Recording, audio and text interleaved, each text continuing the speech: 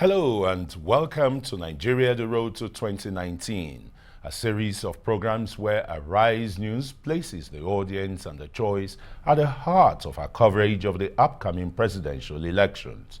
I am Christian Nogodo. Thanks for joining us. Coming up in the next 60 minutes, all the news, comment and analysis that provide unrivaled insight into Nigeria 2019, including the African Action Congress is one of the newly registered 23 political parties. The party's presidential candidate, Omoyele Sowore, has since been carrying out awareness campaigns for his political ambition through a movement called Take It Back. Sowore has been at the front line in political activism in Nigeria. This time around, he's ready to reclaim the nation and bring about transformative leadership.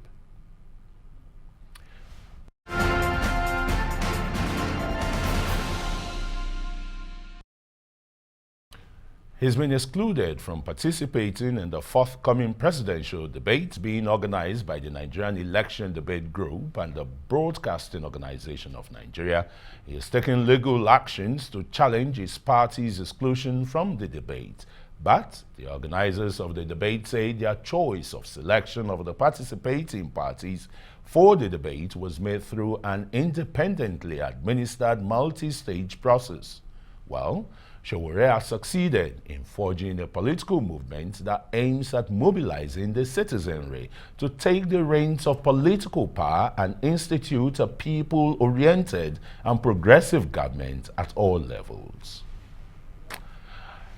We can now speak to a human rights activist and one who is seeking to become the #1 citizen of the Federal Republic of Nigeria, and he intends to take it back. Omoyele Sowore joins me now in the studios. Well, hi Sowore, it's been a long time. It was during your days of aloof at the University of Lagos, you know, that we last saw. Yes. Now, it's like a new beginning for you, stepping up the, student activism to a macro level of Nigeria's political center stage. Has it been so far? Well, it's been amazing. I will say that this is nothing of a step up because leadership is leadership, whether it's at the micro or macro level. But what has happened is that over these years, I've developed my skills, I've developed my engagement and involvement with the Nigerian state and political process better than anybody perhaps who is running today. And I'm not saying that to brag, but I knew you when I was in my 20s. And today I'm 47 years old. I've consistently done this for 30 years. You've really grown old. Yes, so I may not look old, but I've grown old. So you're not too young to run after all. No, I didn't benefit from not too young to run because I was already qualified to be president by the time I made a decision to run for the presidency of Nigeria in 2018.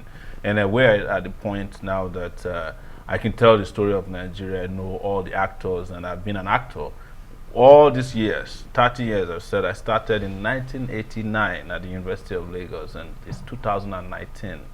And by the time I left Nigeria in 1999, I had done it for 10 years. And within that period, I have and just you've moved in and out of detention too. Oh, several times. Having expelled twice, having been through so much, including at the point I was getting killed at the University of Lagos. I've seen it all. But what is most important is to get to a point where we decisively take our destinies in our hands. Yeah, taking your destiny in your hands now with the new political beginning, Yes. but you say it's not a beginning as such because you've been there. Yes. You were excluded, from the national debate, and you went to court. Yes. Is that matter still pending? So we went to court, and we were getting to a point where we thought the case would be expeditiously resolved, but the judge came out and said, "Oh, I'm a vacation judge." So he sent the case file back to the chief judge of the Federal High Court, and we haven't been reassigned to a new judge. But something very interesting happened. Another political party that had been in cahoot with the All Progressives Congress, APC, came and said he wants to join the lawsuit at They all want to costs. be joined at You suit. know, and that was kind of strange, considering that we're looking for an expeditious resolution of the case. If the case is assigned and we have a new joiner in the case, they have to resolve whether they have a right to join or not. So I think this is an opportunity. This is just a conspiracy to stall the case so that we don't get a resolution before the presidential debate date, which is happening on January 19th. But is that really stalling, you know, your outreach to the Nigerian people? No, actually not. Are you bothered? No, I'm not bothered, but I'm for justice. Where have you been to in Nigeria? I've been to 33 states, including Nasarawa State, where I'm coming from today. I've been in Lafia, where I, paid a condolence visit to the people of Lafia because their emir died last night and is to be buried today. So my first assignment today was to go to his palace, met a lot of people, and then we went around town for a rally. Did you pay the usual obeisance that you refused to pay when you went to see the Oni of Ife? It's a controversy that people talk about because it suits their own particular Is agenda. it a controversy? It became a controversy because they didn't understand what happened, or most people did, but felt that I'm bound by certain, certain traditional rules. And what I said was that in every situation you find yourself, you must ensure that you're respected. And it's only respect that can beget respect. And all traditional rules have at the core of it the respect for everybody. It doesn't matter whether you're Yoruba, Edo, Hausa. So what we did was to go there, and we did pay homage to the people of Lafia and greeted them and mourned with them and left. So, but nobody forced me to take any particular position, and I was given the respect that I deserved. I was ushered in directly to see the mourners, and I signed the condolence visit.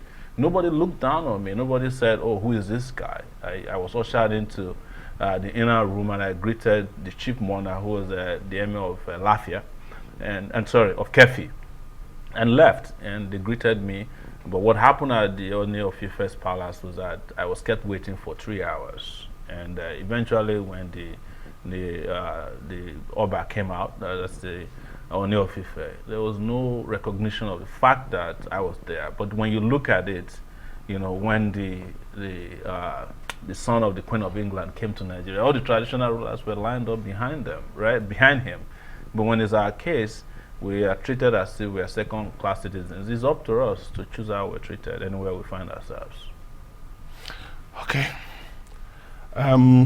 How has your message, the message of the African Action Congress, you as a flag bearer, been received by the people? Because it is really Herculean or tough, seeing you mobilize so much crowd like that. I saw some visuals of you while you were in Kanu. Yes. It was a motley crowd. Yes. Are you bothered by the turnout at your rallies? No, as any rally that you see us holding is organic. People are connecting with us based on our message. That you've not paid people money to come, so no rent a crowd? No. In fact, in most cases, we don't even have police. So we are welcomed by the people, and we talk to them, we engage with them. You don't write the police that, look, you're going to have a rally in this state. And we do, but in most cases, they don't give us police protection. We wrote to the IG of police for special protection, and they never responded. Do you need it?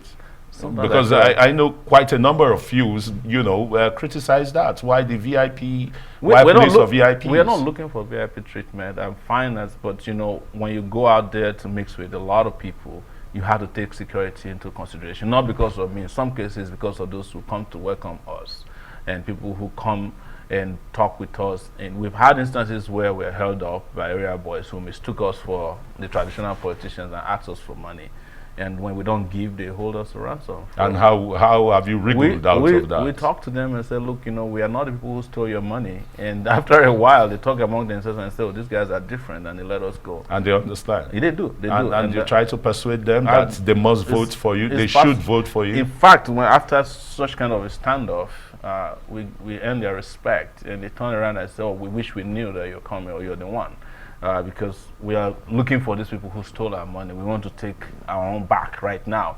But there's also a culture of instant gratification, that's become a political culture in Nigeria, and we had to break through all those barriers. It's not easy, but we've been doing a good job at it. That's why we've been able to, navigate through 33 states, and we've done over 150 to 200 events, both within Nigeria and outside of Nigeria. And now people are the ones donating to us. I was going to ask you, how is the level of volunteering for your cause, Amazing. for your campaign? Amazing. So I'll start with the donations. We've received close to 100 million naira in between donations made to our Nigerian account and GoFundMe, which is within Nigeria, within and outside Nigeria, but mostly by Nigerians. And we have been able to use that in traveling around the country, traveling outside of the country, and wherever we go, we've enjoyed massive You go by private jet like No, others? I've never entered a private jet before. I don't know how the inside of a private jet looks. But I can tell you something. I have been to more cities and towns and villages in Nigeria than any of the presidential candidates with a private jet, including the President of the Federal Republic of Nigeria, Alhaji Muhammadu Buhari.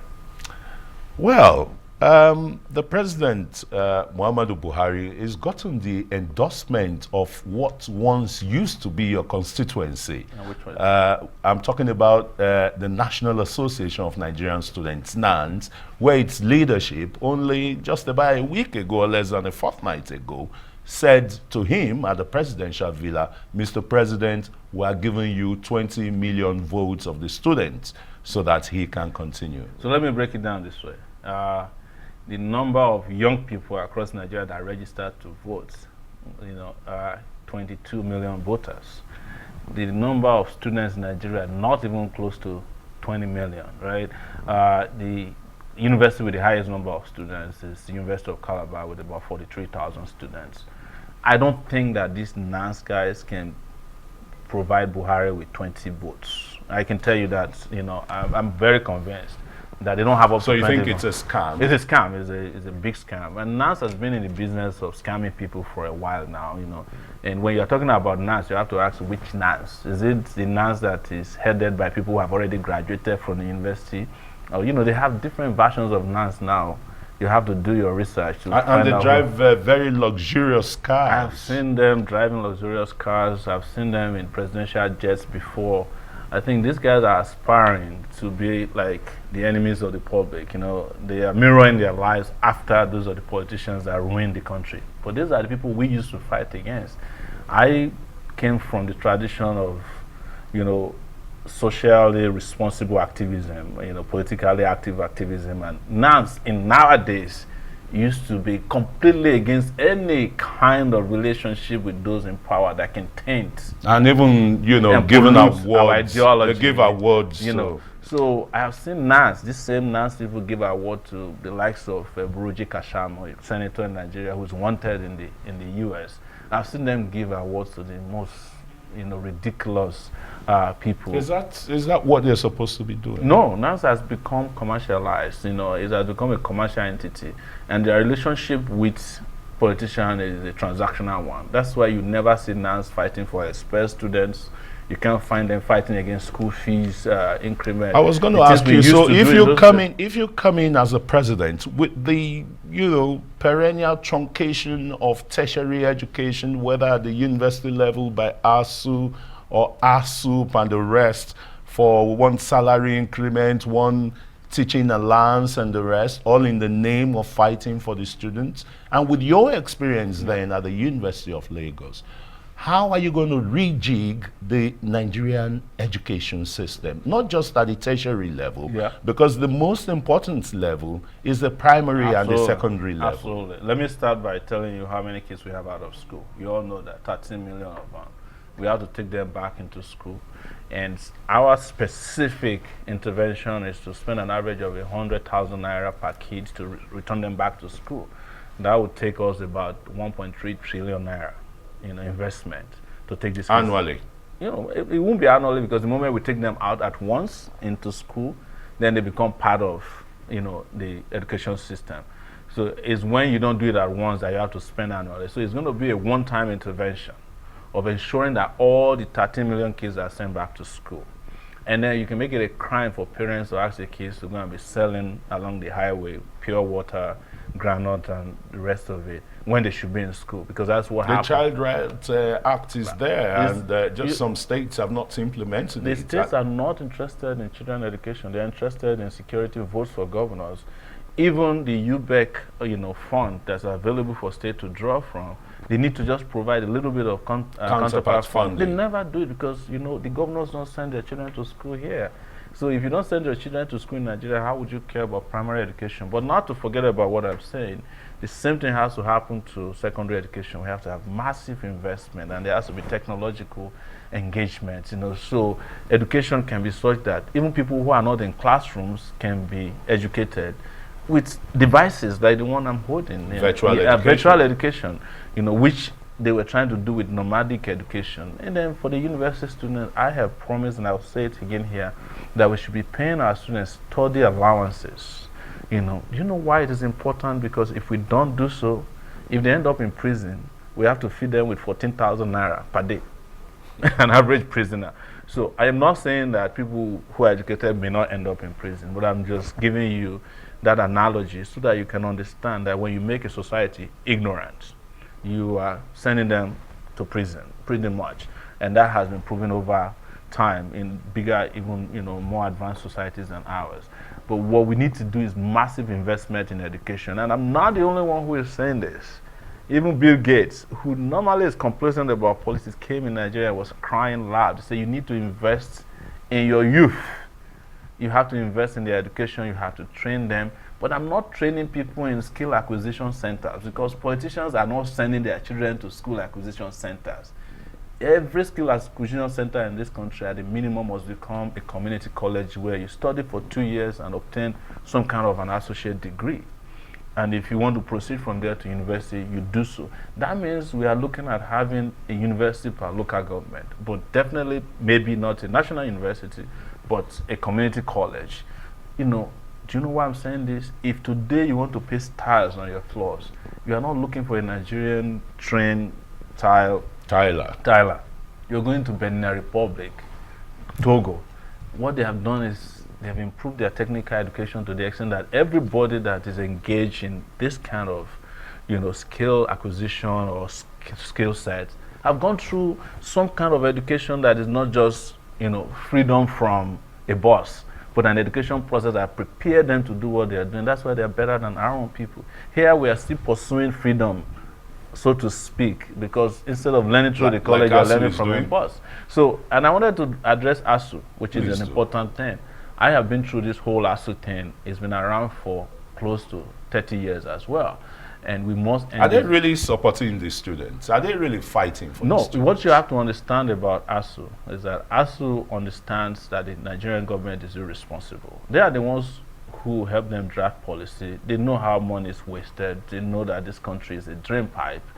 And they're looking at how well they can get the government to give to keep the education system going. What we need to do is to drag ASU into the management of resources that are meant for university education. One instance is that there is a TED fund in this country that has become a slush fund.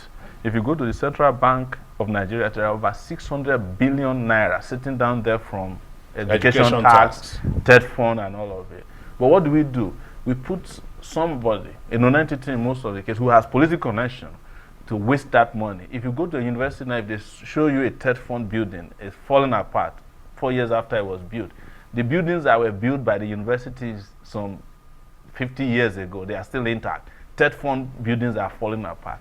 It's political patronage money. That's why I call it a slush fund. But if why should TED fund really still be there? It's just an interventionist agency that was supposed to have labs. But they're there, and we can institutionalize those interventionist funds and also add whatever we have as our national budget added to education. By the time you add all of this together, you find out there is enough to take care of ASU.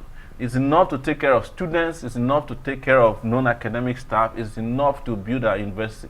The reason why I'm not against ASU is that I was there at the University of Lagos when we took $120 million loan from the World Bank to improve so-called our university. What did the universities do with it? They built walls around the university hostels that were decaying.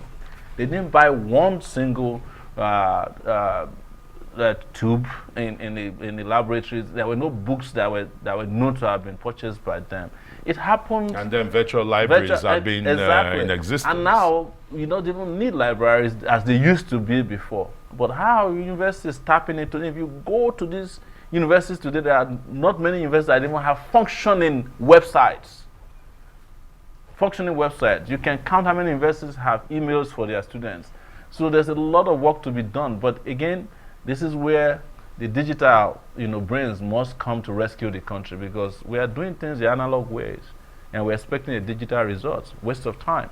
Okay, enough for education. Let's look at the health sector. Yes. What is the African Action Congress going to bring, to help eradicate the issue of polio? Nigeria is still polio infested in the 21st century, and the rest, some communicable diseases that have been eradicated are still prominent here.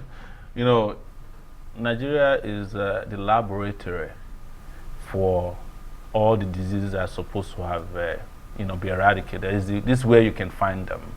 And it is because nobody has done much in improving our health infrastructure. Nobody has done much in improving upon our health care delivery system.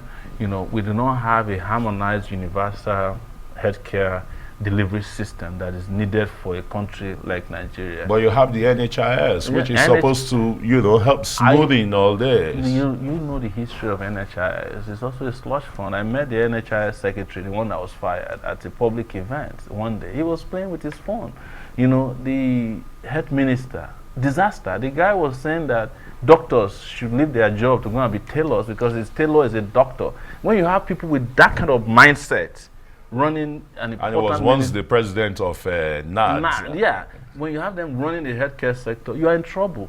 But most importantly, what are we going to do? We have said that we will send manpower out there, because a lot of people in Nigeria have never had their blood pressure tested before or measured. We need to put in at least 160,000 people, healthcare workers, to fan out of the country. It's the same way we want to do with education, 200,000 teachers immediately. But most importantly, we must also start tapping into, health technology.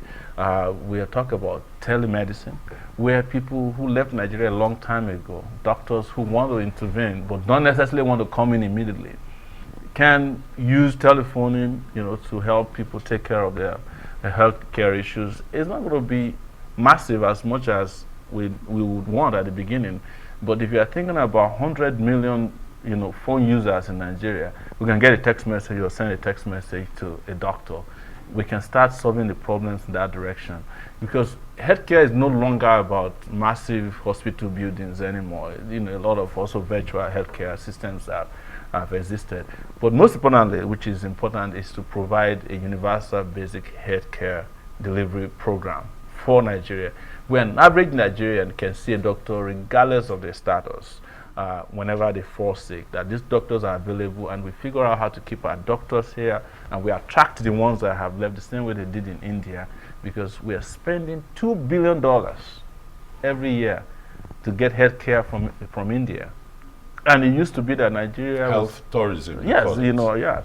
Healthcare tourism. We embark on, all of this medical tourism in India, whereas we could be the ones providing to the entire African sub-region, because we used to do for Saudi Arabia. Right now, Nigerian doctors, nurses are the most wanted or needed in the US, in the UK, in Canada. They're always looking for our doctors. Why is it that we cannot provide the health care that people need here? It's because our government don't care. But you know why?